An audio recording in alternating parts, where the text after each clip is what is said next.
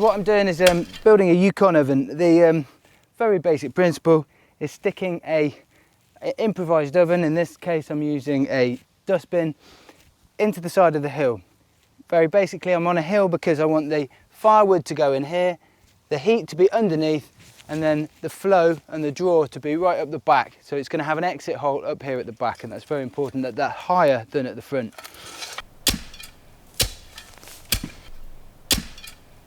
In order for the dustbin to float over the fire, I need to put a couple of metal bars in below, and that should just allow the heat of the fire to be below the dustbin, and then the dustbin essentially floats in this little pocket in the hill, and all of the draw, the air goes in here, makes the fire super hot, and then the exhaust comes out the back. Okay, so this bar, and it's just a steel bar, is super important because that's what the dustbin is going to sit on top of. So I've just done a little bit of excavation to allow that to go in.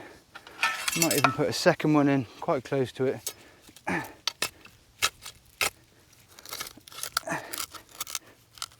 And then the fire will be underneath the drum, and then the exhaust is going to be up the back.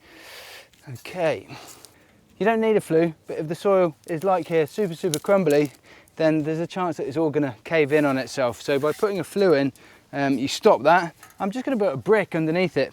I'm going to put it at an angle so that it can't close the hole. And if you are putting a flue in, make sure that it's as long as possible. The longer the flue, the better the draw. Okay, that looks quite nice.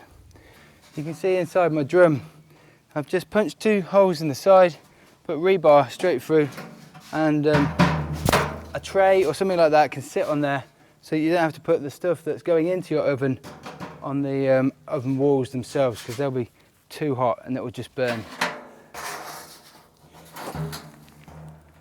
Okay, that is perfect actually. Right, now because again, if I was to just shovel earth back into this, it's all just going to fall into the middle, so I'm just going to use stones and rocks to stop the earth falling back inside. So I want to cover all of this, but I want to do it in a manner that it's not just going to get all of the soil falling straight back in.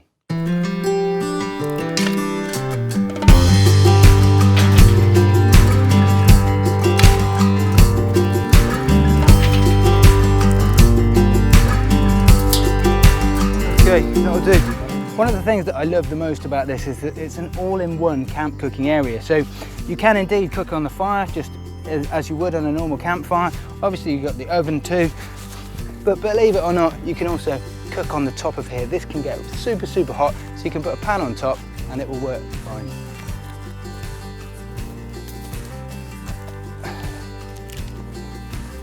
Okay, let's get these in.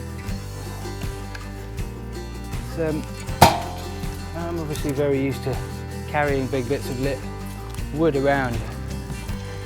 You want to get confident with this sort of stuff, because at first people are thinking, oh, you're picking up lumps of lit wood and it's really dangerous, but of course it's not at all. And the more you get comfortable with the fire, the more you realise that you can put your hands in the flames, and you know when you're going to get burnt, you know when you're not going to get burnt.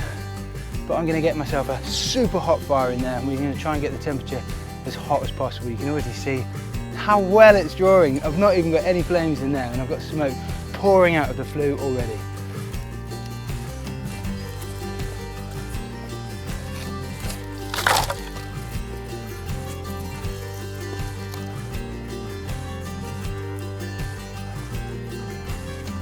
Remember, back to the fire lighting lesson, the general principle, same amount of space between the sticks as the thickness of the sticks. So I'm trying to crisscross them as much as possible, allow lots of air and oxygen to get in, and I'll have a much better chance of getting a roaring fire quicker.